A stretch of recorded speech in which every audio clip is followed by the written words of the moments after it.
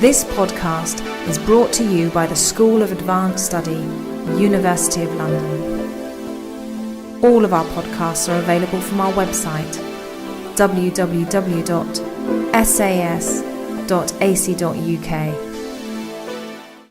All right, so thank you for presentations of our speakers. I think they really helped bringing some light and more specifically bringing the guiding principles into context.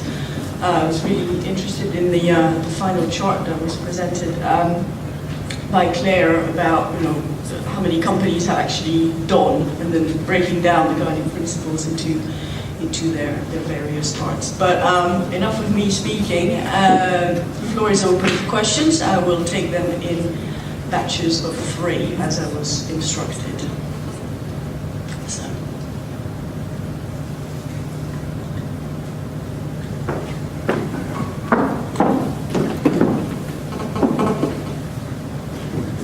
Actually, Andy Higginbotham again.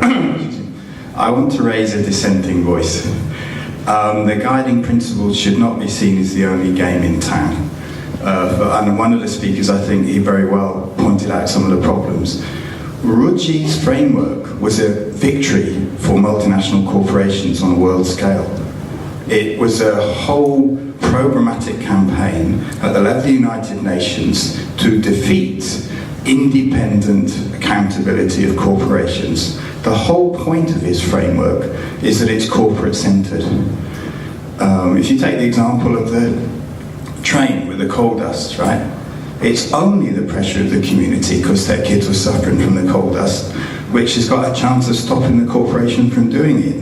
Because the corporation will tend to use water, tends to contaminate the environment, because it's a cost issue for it. It has got no independent pressure without the community. And it's that independent pressure which should be consolidated and championed and institutionalized and given a voice. That's where the weakness is. That's the asymmetry of power. And actually what Ruchi does is it consolidates and institutionalizes an asymmetry in favor of the corporations. If you take the example of the cathode film, which I thought was very good, I'd love to show my students it actually, right? The issue there was not the goodwill of the corporation in the film.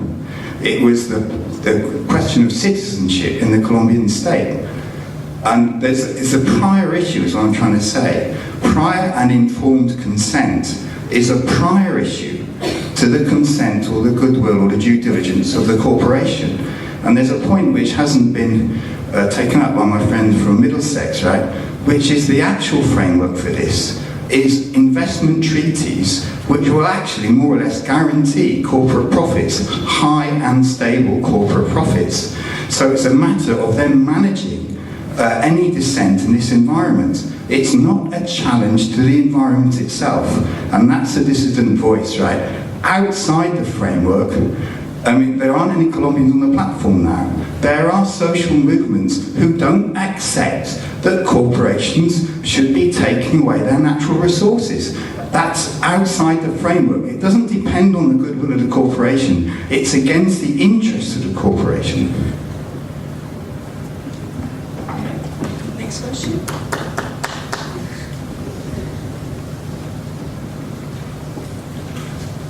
Thank you. Andre Gomez, University of Sussex. I guess I have a question for Mr. Kennedy. And the question is, 2 questions really. And it's for me to have clarity on the UK strategy to implement the guiding principles. The first one is, what are the creative ways that the UK government has designed in order to restrain the bad behavior of UK companies in this new strategy? And that's linked with the second one, that has to do with if the government has considered the importance of dealing with fragmentation within UK agencies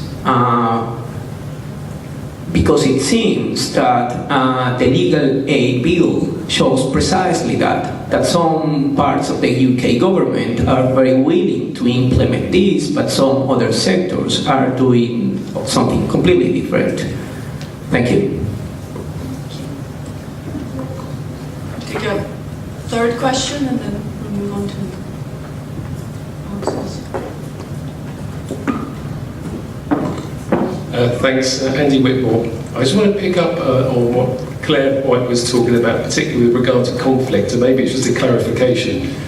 But I think it's good just to say an example before I ask the question, because I think around the time of the Extractive Industry Review, the World Bank's review in 2003, I was talking to someone representing companies about the situation in Papua New Guinea where they were putting waste straight into the rivers.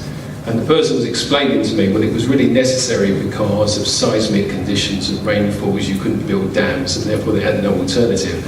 And actually, I said, well, there is an alternative, which is to not have the mine there. Now, if it's going to cause that damage, surely you don't have the mine there. That's one of the options. And I guess that was kind of on the point on conflict. I wasn't entirely sure what you were saying in your presentation. But I understand the difficulties on methodology, but surely one of the key issues, particularly within the Ruggie framework, is that due diligence. And maybe, you know, at a country level, that would inform a company before it makes a decision, those sorts of different sources. But surely the key thing is to make sure that good due diligence is done on the ground. And for me, if there's any sign of conflict, particularly given, in my experience and pretty much everything I've read, mining is likely to increase or cause conflict, that to me that would be a no-go zone position. I don't know if that's the position of the ICMM, but I'd be interested to know. Thanks. Thank you. Maybe we'll get some of the questions answered, or at least addressed. I don't want to put you on the spot, but I'm going to anyway. Would you like to say a word about the guiding principles and the fact that it's not the only type of regulation, and certainly, as this gentleman was suggesting. Yeah, I mean, you're right in saying that it's not the only game in town, and you said it's not the only type of regulations, and there will be some who will say it is not regulation at all, and that's not again a qualitative statement about it, but it's a descriptive statement about it. The good part about the guiding principles, as I see that they bring the state back to the equation. I think one of the problems has been that the state has been absent. It has abandoned its role, and it pretty much has, because market forces are moving very fast, the state has basically said, okay, you know, let it be fixed. I mean, an absolutely real example, when I worked at Amnesty International, and there was a problem with a small village in Niger Delta which had no water, and there was a very large oil company, not Shell, which was operating there. And I went to meet the local governor and said that there's a problem of water. And he asked me, which village are you talking about? And I said, this was the village. He said, oh, ask, and he actually did this with his hand. He said, ask the company, they're there, it's their job. So it's that abandonment that has gone on by the state. And if there is something which reminds the state that it has the primary obligation of respecting, protecting, and fulfilling rights under international law, that itself is a good thing. And if that is done right, if that is handled properly, then the state will be able to regulate business activity better, and then business will also know what law applies and how to comply with it. And then it will be the situation that you're talking about, you know, that social movements in Colombia which don't want mining, for example, then that state has to be responsive to that demand. And I would imagine that, you know, I don't want to put Hugh on the spot here, but if Anglo were to be in a situation where the state and the community doesn't want a project, the state outlaws it, I don't think they are going to go with gunboats and, you know, demand it.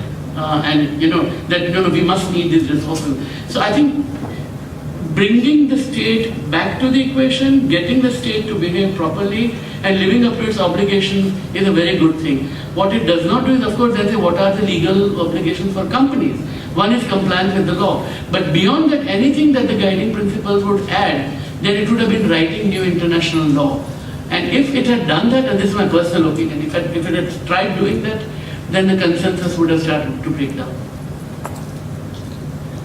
Tom, would you like to answer the point about fragmentation and conscious of the strategy?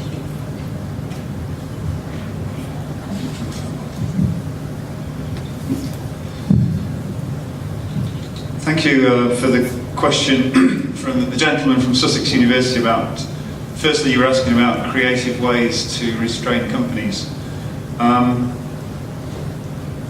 The UK is very committed to the guiding principles and to doing a proper job with them and to doing an initial job on the international scene to show that we're taking them seriously and to set the bar at a reasonable level.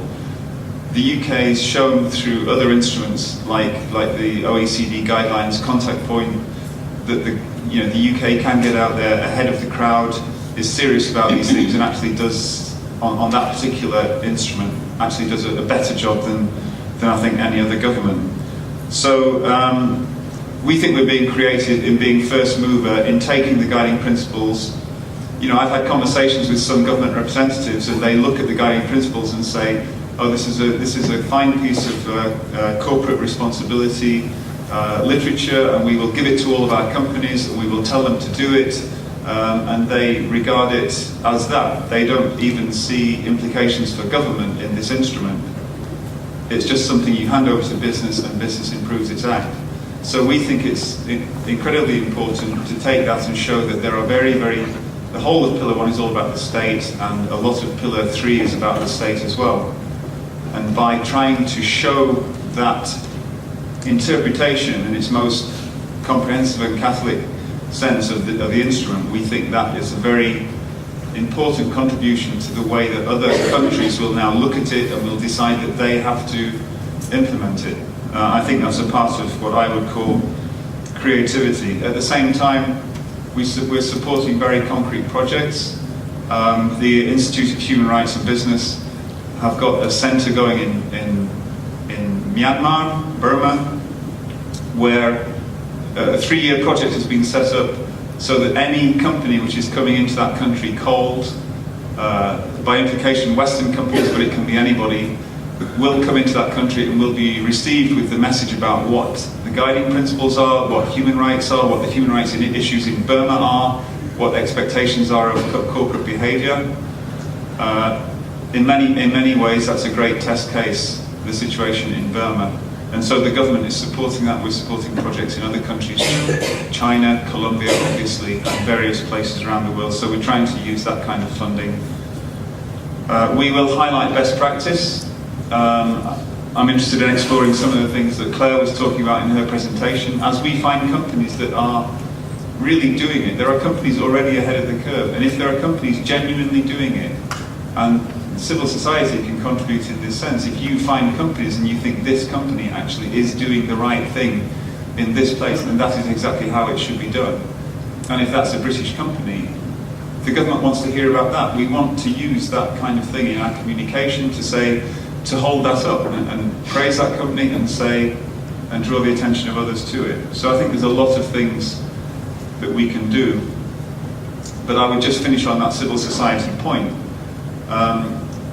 The government alone is not, if the government takes these guiding principles forward and speaks to business about it, and civil society is going to stand there ready to criticise and ready to just demand that eventually these principles get pulled through into legislation 50 years in the future, that's not constructive. And I've spoken to many civil society people who are ready to engage, who want to engage constructively and want to make this thing work.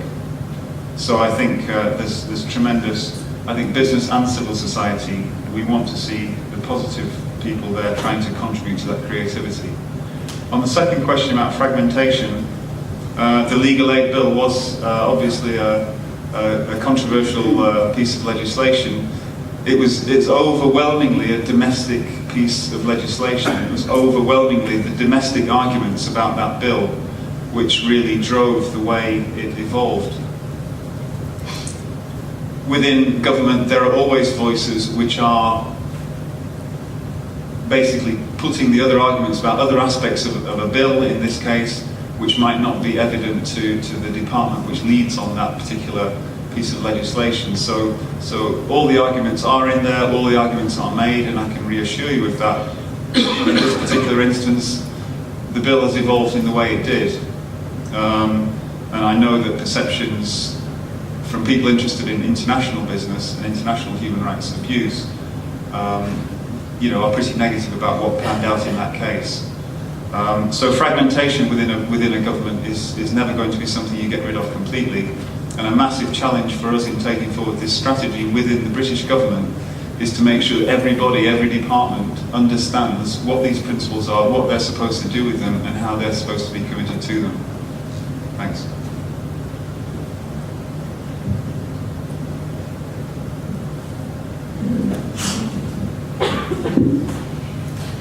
Thank you very much for your questions.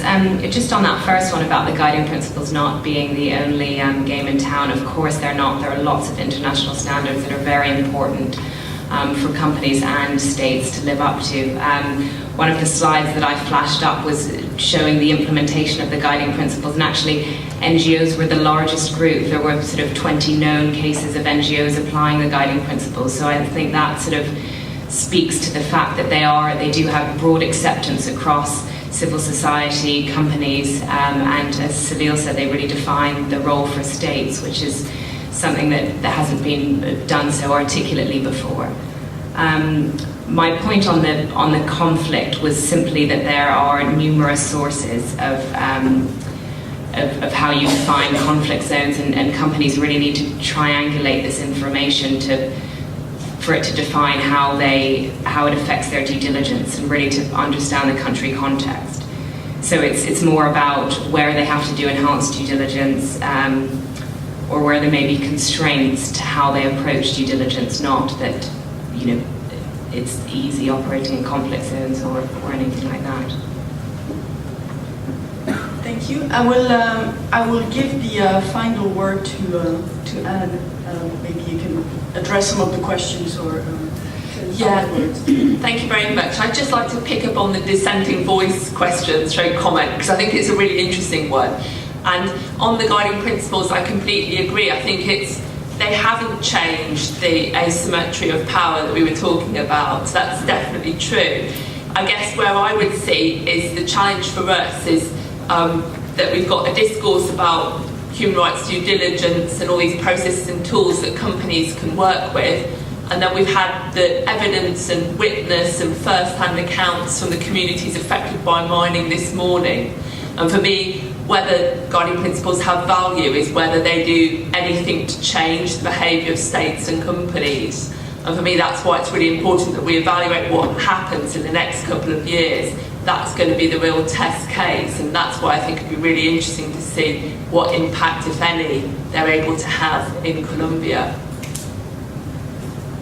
Right.